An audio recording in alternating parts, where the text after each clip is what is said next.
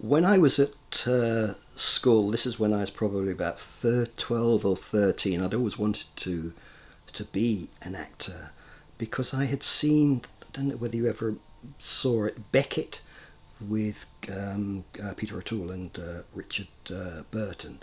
And there's a wonderful panoramic scene where they come together right towards each other on the seafront, on the beach, and it's such a stirring, wonderful moment. And I saw this, and it just jolted something in me. It was like an electric charge going through me at this wonderful moment of drama and passion.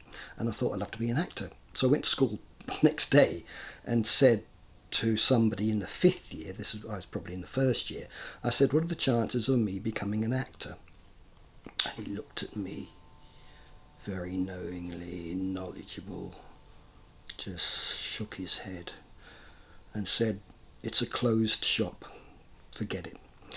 And to this day, I can remember this image of a shop coming up with actors on it and closed on the door. And that was it. And that was really it. I thought, well, I obviously am not going to be an actor, but it's good to be in the school plays. And then one day, the music teacher at the school came on to us in the assembly. He said, I've got an announcement for all you boys, about 500, 600 of us. The Beatles are making a film, A Hard Day's Night, and I can get you all in it as extras. All you have to do is buy, I think it was Photoplay. There was a film journal called Photoplay. I think it cost 2 and 6. Go out, and there's a coupon in there, a slip in there, to be an extra in A Hard Day's Night. Fill it in and give it to me, and I know somebody who can, in the business, and you'll all be in A Hard Day's Night with the Beatles.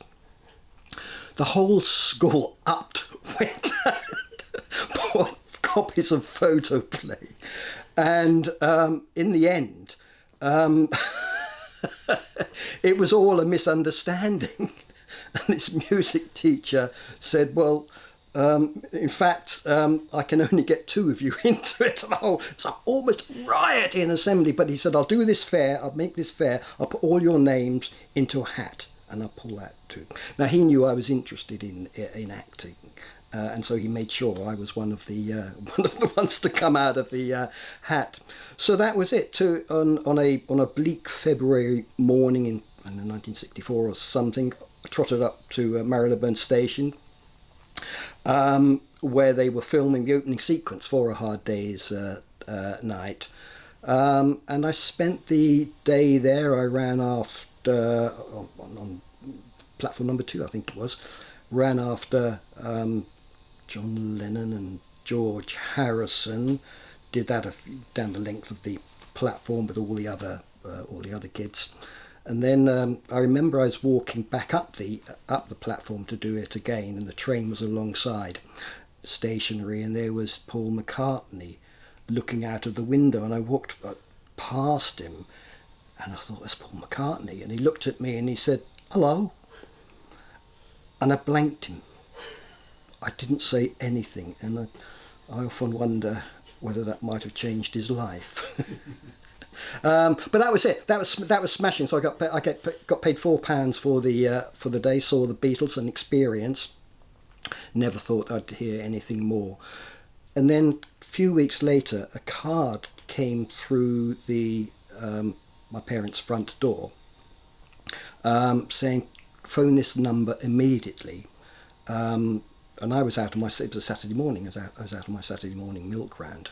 And the card came through the door, phone this number immediately. It was from an agency whose name I had been put on to do the crowd part, to keep the whole thing legal. And they had remembered my name and my face because Woodfall Films were doing this worldwide search to get a boy to play Bruno in Mademoiselle, and they couldn't find anybody, so they were into the papers, and they had, and touting all the agencies as they remembered me. I thought, well, you might as well go forward for it. So I was rushed up to Poland Street. It was in Soho for this audition. And it wasn't really an audition because of hundreds of boys there. I had no idea what I was doing or what it was about or what to expect. So we were all grouped together and we went into an office, maybe 20 at a time. There was Tony Richardson and a couple of other people, and he was sort of saying, "Yeah, you, that group there, stay, you can go." So it was really as quick as that. And then we were all taken through to Soho Square, playing. Just somebody bought a ball. They took us round there, took photographs of us playing football, and then that was it. Then I went back home, back onto my milk rant. A bit grumpy because I'd missed quite a few tips. And then a few weeks, it might have been a week later, got a call to go back and meet the producers, Tony Richardson, have a chat with them, and then did that. And then a few weeks later, it probably wasn't that long. It was probably about days, a week later. I was told they would like to screen test me along with two other boys if I could go to Richardson's home, where he was living with Vanessa Redgrave at the time, who I'd never heard of. And I went along there, and they said just wear something casual, and then they gave me a little scene to do to improvise in the back garden with Vanessa Redgrave, who I thought was smashing. And we had this little scene to do. She was the school teacher, and I was a sort of boy who didn't really know what he was doing with his life and didn't really want to go to school. And it felt the most natural thing in the world just to be doing this scene with Vanessa. I think I started telling her all about my problems. And then as a result of that, I got the part. Never expected it. As I say, I didn't really know what I was doing. The funny thing was that an actor called Lenny Whiting was at also one of the boys, because there were three of us, and then Lenny went on to play Romeo, and it was neck and neck between Lenny and myself who was going to play Romeo. So we went right, we took it down to the wire. I remember when I got the part, I was told I got the part. I phoned up my mother to say that I was going to be slightly late home because there was a little a speaking competition going on, and I was one of the speakers. It's something in the fifth years we're doing, and so I was going to be slightly late for that. And I phoned her up, and I can remember her saying, "Keith, you've got that part."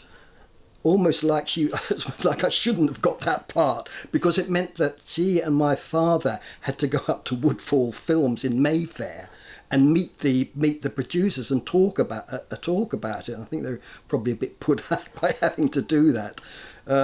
So anyway, they went up to Mayfair, to Woodfall in Curzon Street, met Neil Hartley and Tony Richardson, came back, and they collected me from school, where I was quite chuffed because I'd won a prize, and they told me that I was going to have to go to France for 3 months, and my father had said that he had been told by Tony Richardson I was going to be working with Jean Moreau. My father, not being a man of the film world, said, "Who's he?" But so he was telling me this story, and my French teacher was actually standing by, and he almost sort of, lifted up into the gods, and hovered around because I was going to be working with Jean Moreau. So that was that, and I had about 2 or 3 weeks before I was going to do the film, which was great for me because it meant I got out to do my school exams, which I wasn't looking forward to. They took me to Twickenham Studios for lunch to see the set of Help. So I had a walk around that, and then I was taken to France one Sunday morning.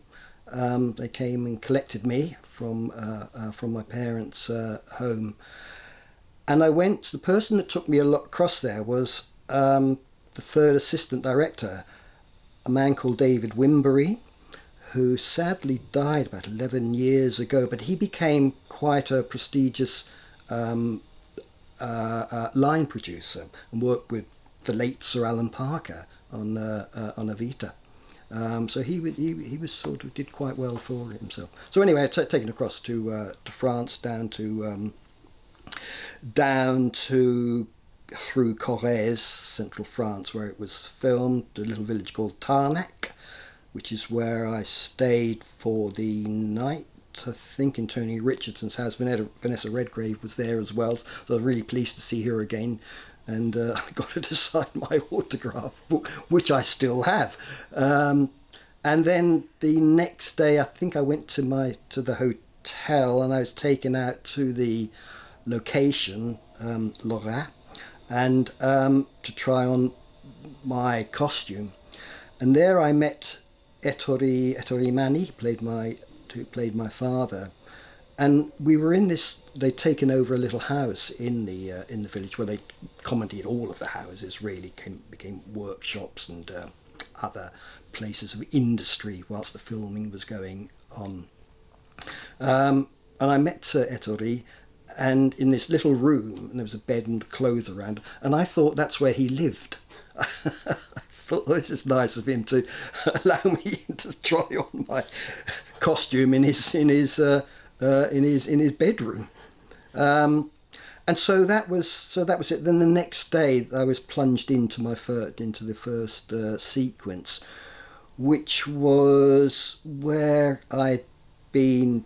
Oh, everything's too much for me, and I'd been humiliated by my father. That scene with the chainsaw, and I'd run away through the woods, crying. I was leaning up against a tree, and I take out a scrap piece of paper. Oh, that's right. It was the page from an exercise book which I'd found at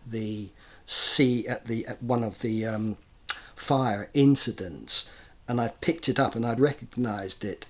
And later on in that scene, which I was just talking about, first scene that I did, take it out of my pocket and look at it and realise that I make the connection between who was the arsonist, really, and realise that it was my Mademoiselle, who I was deeply in love with, as the character, and in real life as well, who couldn't be anything else but in love with Jean Moreau. And so I then had to take out some cigarettes, light a cigarette, and then slowly burn the evidence, really. And then I see a rabbit, go and catch a rabbit. But I remember that was the first scene that I did, and again it all seemed so natural, and they couldn't believe that I'd done it in one take. But I didn't really know what I was doing. I didn't really understand what the context of the scene was about, why I was burning it. I was just told. He wasn't all that great at communicating, Richardson, not with me. Maybe he thought it's probably best if I go through not knowing what it's all about and just do what I'm told to do, which I was able to do. And so that was it. But as I say, it had a sort of natural feel about it, and it didn't sort of bother me at all that there was a camera and that's what I was looking at and playing the scene and having to take the things out and show it, make sure that the camera saw what I was doing. All of that seemed quite natural. So it was a sort of technique which I had.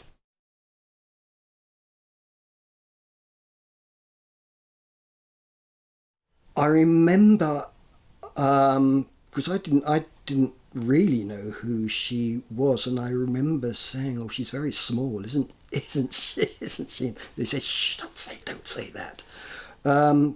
But she was really kind and really nice towards me, because she had a son, and the son's probably the same age as me, so she felt sort of slightly protective towards me, and she'd come up and make sure I was okay. And then doing the scenes with her was just again magic, because she was so easy to work with. I just remember I was in a different world, a world that there were no constraints there, and there were people older than me who I could, communicate with and seem to have an empathy with. And Jan was one of those people as well. Um, so as to all about the undercurrents that were going on, maybe they were going on, and maybe that sort of melted through into my performance as Bruno. I do remember once reading a much later on. This is an analysis of the of the film, and this person who had written this analysis was talking about the scene where, towards the end of the film, we've been in the mayor's office. My Manu, my father, is off on his night of passion and love with Jan. Anton Bertel Senior had just been beaten up, and he was sitting in the office. No, I think it was the police. It was probably the police station. And then I'm brought in, and I see him there, and there's a great old Anton, wonderful see. I mean, it wasn't actually, we didn't actually say that, but that was the mood of the moment. And then we went out. They said to Antonio, take him home, and we went out, and it was pouring with rain. The old firemen were there with their hoses, and Anton asks me do I know who's doing all of these things? Do I have any idea at all? And I know that it is Mademoiselle, but I just don't want to betray her. And I think there's a close up on me as I'm asked this question, and I'm weighing it up in my mind as to what am I going to reveal who it is? Am I going to shop her?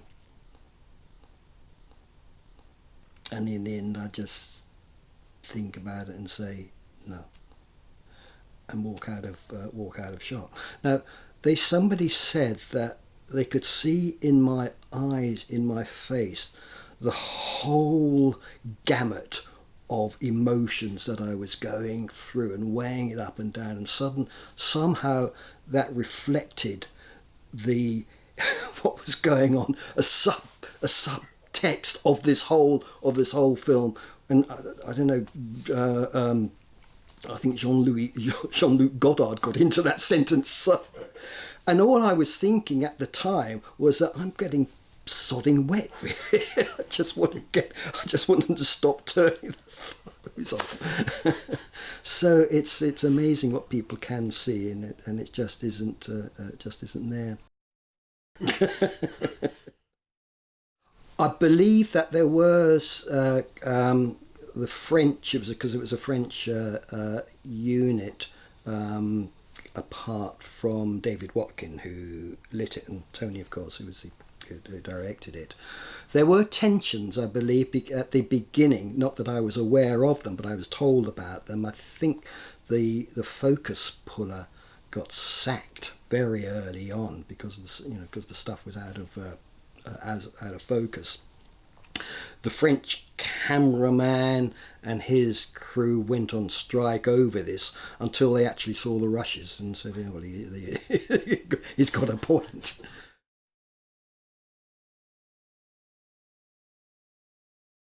She did, yeah, she did it. She did it in obviously in French and in English as well. As did I. I did mine in English and Italian as well. It was lovely to be able to learn it and then have that. Lascia che ci pensano loro, avuto paura quando eri tra le fiamme.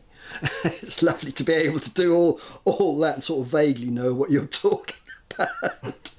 But I just loved it. I mean, just loved listening to the Italians talking.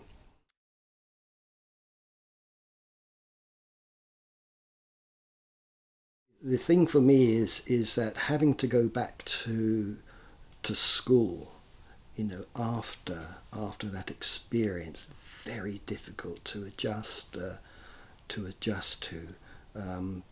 Suddenly you're with this wonderful life, and then you're sort of back in school. So I waited for it was about a year or something, it was 18 months before it was released, and obviously I was I was cutting everything I had. I couldn't about Jeanne Moreau at that time.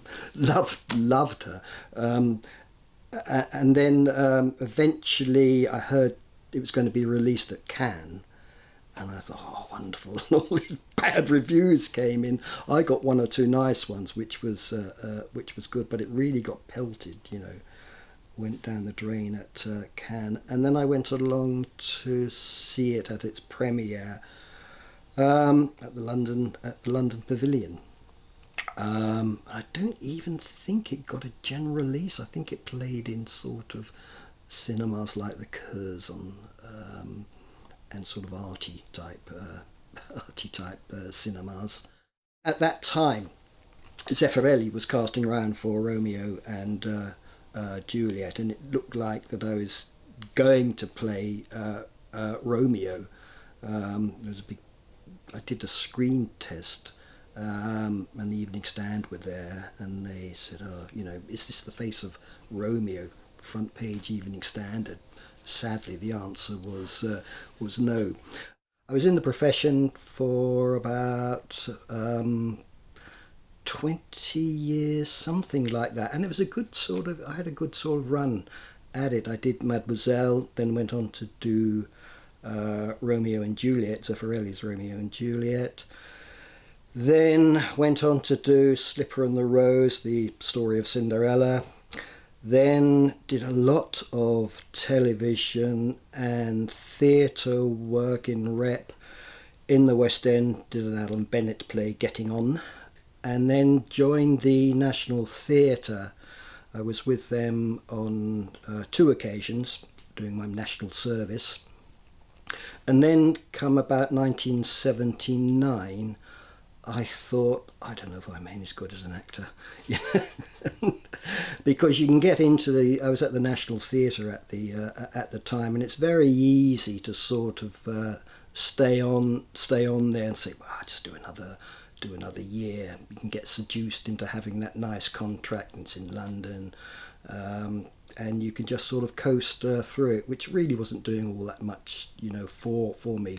And around that time, I discovered family history and historical research. So I decided I might as well research my own family history, and I found I had a sort of instinct for that. I seemed to know what to do. So I did that and learned the skills and techniques of historical research just by doing my own family history. But I'd always had an interest in Jack the Ripper and the mystery of it, and I started to apply the skills that I'd learned from doing family history research to the Jack the Ripper mystery, because I thought it wouldn't be great to trace down some of the descendants of people that were involved, even either directly or on the periphery. And so I went after some of the policemen, police officers, because what you hope for is to find an unpublished manuscript, a diary, memoirs, and notes that's stuck away in the attic, and there, lo and behold, is the clue which will reveal the identity of the Ripper. So I was poking around doing that, and a mate of mine, Martin Howells, who was also an actor, now in New Zealand, he was also interested in the Ripper, and so we thought, well, I tell you what, let's do a script, let's write a drama around it. Around about that time, I discovered a piece of information which was unique to the case, unique to one of the suspects, and we thought, well, this is good. And we suddenly realised we were about 1985 or something, 1985, 1986, and we suddenly realised we're about a couple of years away from the centenary, 1888 to 1988. So maybe we should try for a book. Neither of us having written a book ever before, not knowing the first thing about it. Martin Howells wrote the narrative based on my research, and then we sort of constructed it together, which was a great thrill to see the thing coming together.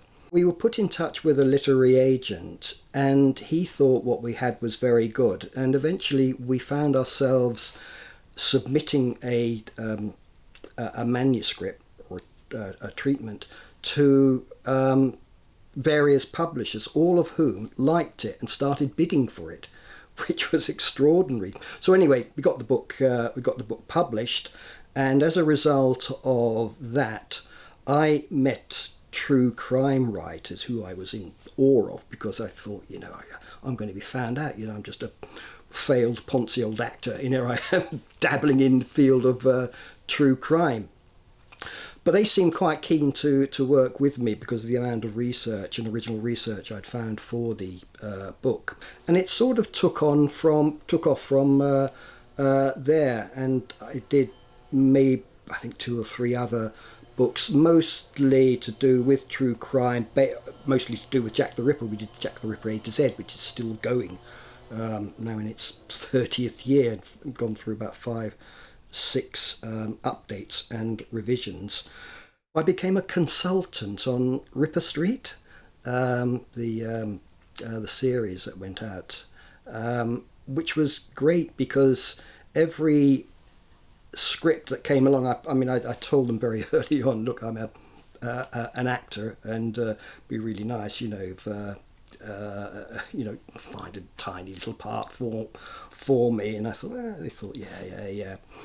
But anyway, so I kept whinging, and in the end, they gave me this tiny part to do. I think it's about 2 lines in one of the episodes, which was just glorious to do because I hadn't been in front of a camera for about 30 years or something like that.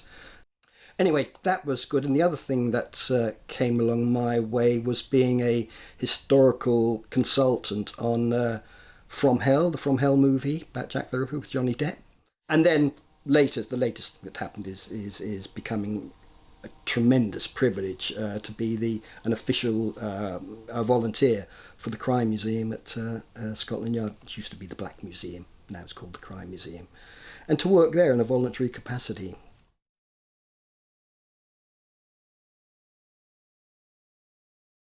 I look back on that film now, and I look back on it, I suppose, with about 50 years' experience as an actor, or being aware of films and technique, and I see little things in the film that I thought, oh no, I could have played a glance there, or I should have reacted to something. There's a scene in the film, and it's just after a farmyard had been flooded, and which Mademoiselle was responsible for, and there is my father doing heroics, with the pigs and the horses and the goats and rescuing them. And then Anton is there, and then we're all the 3 of us are there, and Mademoiselle comes along as well to see what she has done. And so she comes down the path, and The three of us are on the other side of the path, and I don't even look at her. I don't even look at her. And every time I see that scene, I think I should really have looked at her, given her a glance, because of what's gone on before and what the relationship is about. But I just sort of don't. I just ignore her. Not pointedly ignoring her, but just because it didn't occur to me that I should really, as a character, just have glanced across at her, because of everything that had gone. So little things like that, I think, oh, if only I'd known. But maybe it was better that I didn't know. Do you know when I kill the rabbit? The rabbit is just lying there, sort of on its last breath, which is reflected when they beat Manu up, when they kill him. Sort of same sort of shot going on there. And in the original script, I'm told that Jenny had it that Bruno actually doesn't kill Mademoiselle, but comes face to face with her. She's by a lake, and he's there, and she looks at him, he looks at her, and she just sort of takes a pace, 2, 3 back, falls in the lake, and drowns, and he doesn't do anything. He just looks at her. Yes. I went back there in 2004, just to see it again, and I remember driving into the square, and it just sort of hit me, wham! It's just like nothing. Well, it had changed, but the overall presence of seeing that location again, it just sort of like a thunderbolt hit me like a thunderbolt. It's much more gentrified now. It's tidied up and looks more habitable. But it was nice. It was nice seeing the locations as well, and the little school as well. That was now somebody's house. But it was good to just have a look at how it, just remember how it was. And one of the I went with my partner, and she took a photograph of me standing in the spot where I ended the film, with my suitcase and looking round. Everyone's gone.